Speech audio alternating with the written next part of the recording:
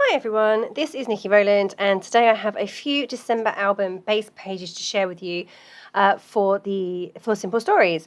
So I'm using the Make It Merry collection by Simple Stories. They've got a few beautiful Christmas collections, and this year I'm making a real mixture for my December album I'm using two collections. So I'm using the Make It Merry and I'm using Holidays, but today I'm just focusing on Make It Merry.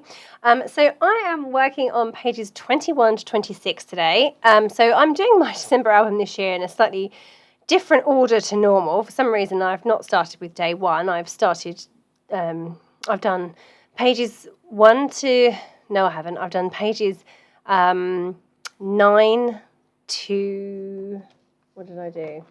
So I started off with page 9, and then I went through until day 20. And then I had a bit of a break, and I went over to day 27 to 31. And now I've come back to do pages 21 to 26. So I'm getting there, and then I've just got the beginning of the album to make as well. So yeah, there's a reason for doing it that way. It's because I'm teaching some of it as part of a class. That therefore some of my pages had to be prepared in advance for that, so that's why I'm doing it in a slightly bizarre order. But do pop back later in the month, next month, even December, for Back to Simple Stories for pages 1 to 9, which will be made with the Holidays collection. So I am doing page 21 at the moment, and say this time I'm focusing on Make It Merry, and I'm trying only to use Make It Merry items. Last year, my December album was very interactive and very complicated, and it was not a simple process at all. And in fact, even though it's awesome, I actually didn't enjoy it because the pressure of getting it done, it just took over my life, and I ended up just having to work on December all the time, because every page took hours. So this year I've decided that I'm going to strip it back a bit, and I'm going to make things a bit simpler. For this one, days 21 and 22, I'm keeping things fairly simple, and I'm including photo mounts so that I know in advance what size of photos I need, and what orientation in particular. So on day 21, 21 and 22, I decided to focus on the red shades in the Make It Merry collection. They're really, really pretty. I love gingham, so to have the 4 squares down the right-hand side of the page in the gingham print, I just think is super lovely. So I've cut 4 photo mounts to, I think they're, what size are they? Let me just measure them. They are about 2 inches, just under 2 inches, so 1 and, 7/8, something like that. And I've distressed the edges, and I've stuck them to a piece of white card. I've cut my white card to 6x8, and I've got little file tabs that I cut on my silhouette machine that I'm going to attach to my pages. And this is so that I can work outside the page protector this year. I'm not that keen on page protectors. I don't mind them in my 12x12 albums, of course, but in smaller albums, I tend not to use them. I have used them traditionally for my December albums, but last year I decided that I wanted more of it outside of the page protector. And this year I think most of it's outside the page protector. I mean, the 3x4 pockets, those kind of things, need to go in page protectors, I suppose. But actually, the glare on them, I just don't really like them that much. So anyway, this is my solution, is to use the file tabs and create my own pages without page protectors. So that's my plan, and that's what I've done there. You can see that now I have this big section on the right hand side with 4 squares, which could be photo mounts. I've just taken some copy paper and cut it to like 1 3/4 inches, and that I've put on the second square down, and that represents a photo. Now, if I have 4 photos for that day, then I could put 4 photos on, but at the moment I'm just sticking with the 1. Just because I wanted to kind of see what it looked like with just 1 photo. I could have had 2, could have 2, the second one down and the third one down. I could have 3, I could have 4. So it just depends on what I have on the day. And over on the left-hand side, I've created a little cluster with 2 poinsettia flowers, both from the Make It Merry ephemera, which is called Bits and Pieces, and I've got a label as well, and then I've punched a large circle from glitter paper and then put the sticker number 21 on there. Now with my stickers, I'm using the Make It Merry sticker book for the numbers, but they are a bit flimsy, so I'm sticking them first onto white card and then cutting them out, and that way I find that they're much more sturdy, and then I can raise them on foam pads, which makes me happy. So yeah, I've got a cluster over on the left hand side, and I've added my number. Over on the right where the 4 squares are, I've added a few bits of holly, the black and white holly from the Make It Merry ephemera, and the little tab that says magical. And that's it pretty much, keeping things simple like I said. Over on the right hand side, I've cut 2 photo mounts. They are 3 by 2, and my photos will probably not be exactly that right size, so they are just tacked in place, and I can remove them and put my photos in. I can mount my photos on different papers when the time comes, but I just wanted to create this kind of block look. So I've got the 2 photos, they're landscape. Now I mostly shoot in portrait, so having landscape photos is a bit tricky for me, but I will try to, what I normally do in December is whenever I take a photo of anything, I take it twice, and I take it one portrait, one landscape, so that way I have choices when it comes to printing my my photos. However, if it comes to it and on the day I have 2 portrait photos and that's what I want to use and I can't crop them, then I will just remove those 2 photo mounts and I will turn them around, and I will create something possibly with 2 photos, maybe just the one, depending on how things look. That's the thing with December albums, is that you don't know what's going to come on that day, you don't know what's going to happen, and therefore at the moment I'm just, I'm keeping my options open. I'm going to be a bit flexible with it. So underneath the block, actually on the right hand side, I've got all the merry details. That's a piece of ephemera from the Bits and Pieces pack, and then underneath that I have got a large poinsettia flower ephemera, because I wanted to bring in the flowers from the day 21 page, and I've added some punch circles from one of the Make It Merry papers, and I've just lined those up across the bottom of the big kind of photo block. And then under the number 22, I've added some labels from the 12 by 12 cardstock stickers. They say comfort and joy, fa la la, and I love Santa. I've also added a candy cane above the flower, and that's pretty much it. I'm going to keep it, like I said, I'm trying to keep things simple this year. So over on the left, I'm just adding some enamel dots, adding some on the right as well. Love the Make It Merry enamel dots, beautiful colours, perfect for Christmas. Okay, so that's day 21 and 22 done. Now moving on to days 23 and 24. Okay, so again, trying to keep things simple, whilst also creating something I really like, and also having some interactive elements as well.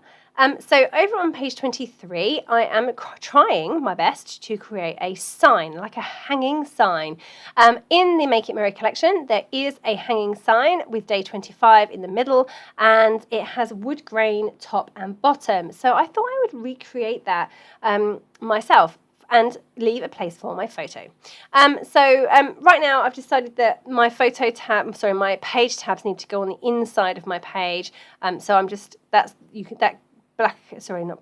green and white gingham is the back of page 22, but I'm going to cover that up with my background for day 23, but I just had to decide where my page tabs were going, whether they go on the outside of the page or if they have to go on the inside.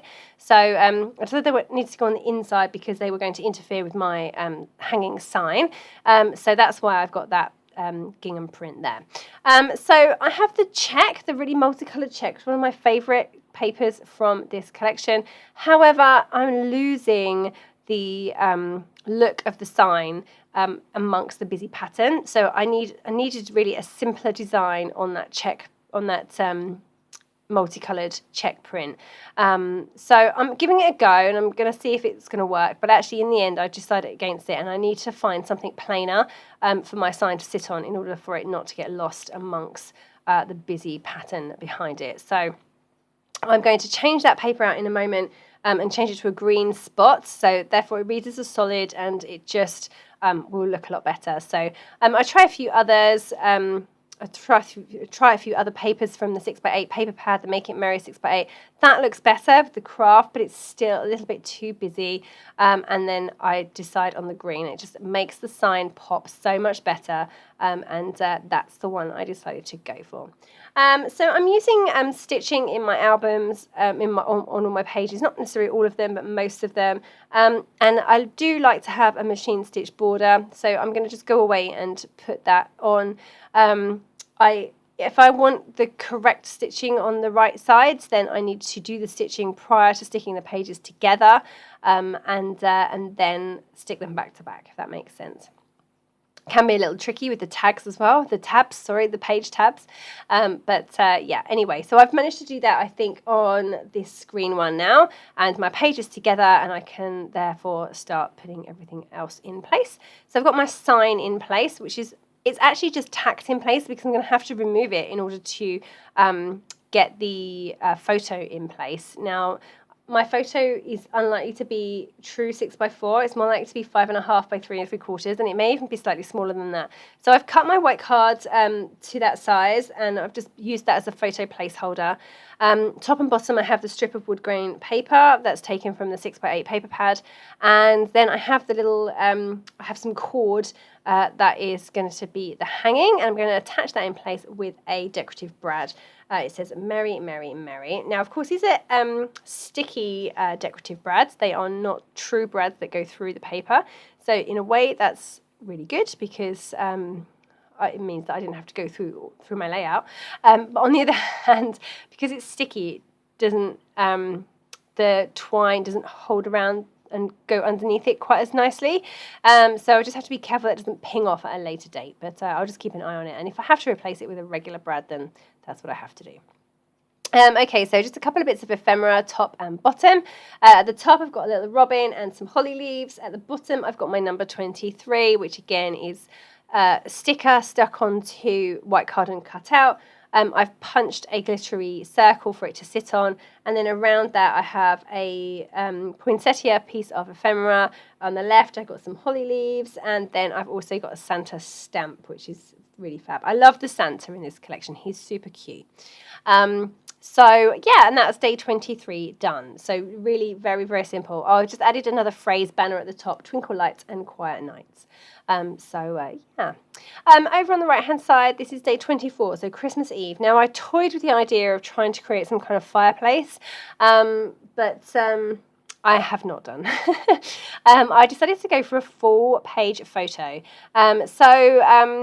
This is one of the inserts. The black paper you can see in the background is actually one of the inserts from the Make It Merry Designer Series album.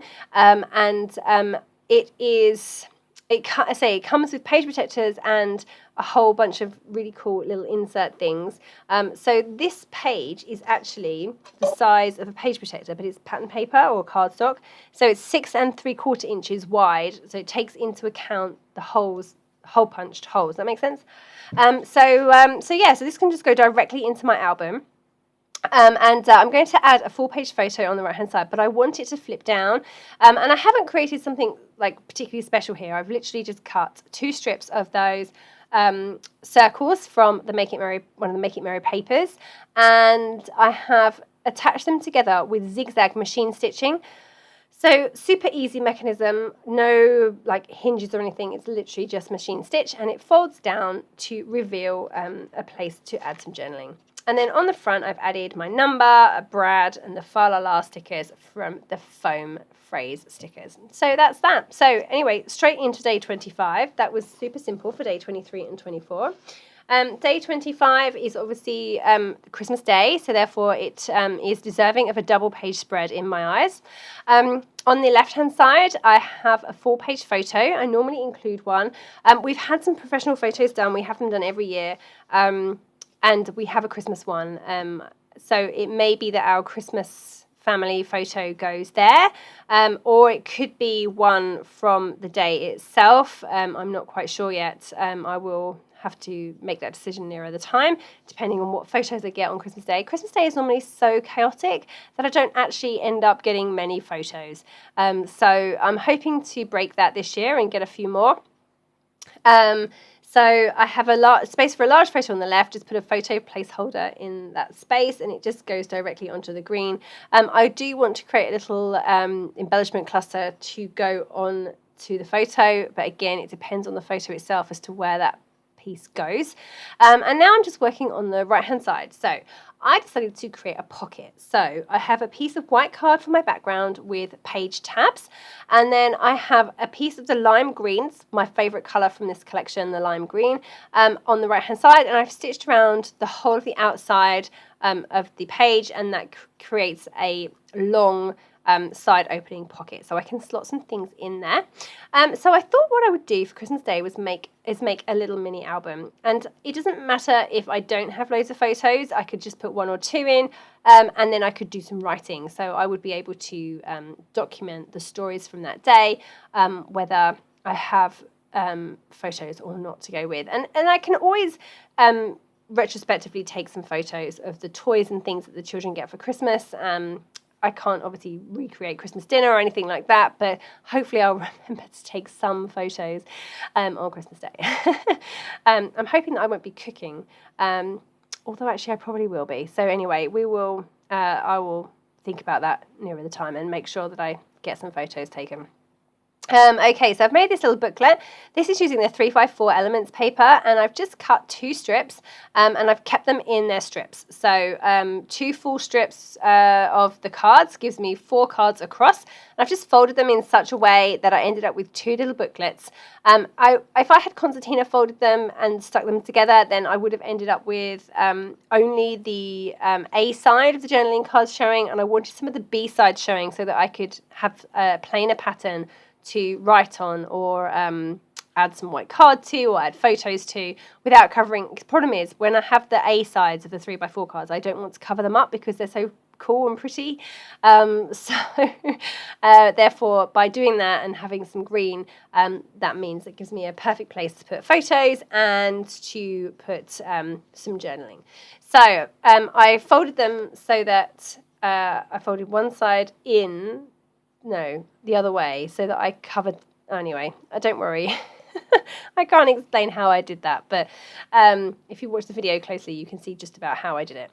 Anyway, and then I made 2 of those, and then I stuck them together with a hinge, just with a piece of vellum that are stuck in between the layers and stuck together, and you can't even see it. It's a completely invisible hinge, so it creates this little book that's perfect for adding things. And then I have the memories insert that came with the album.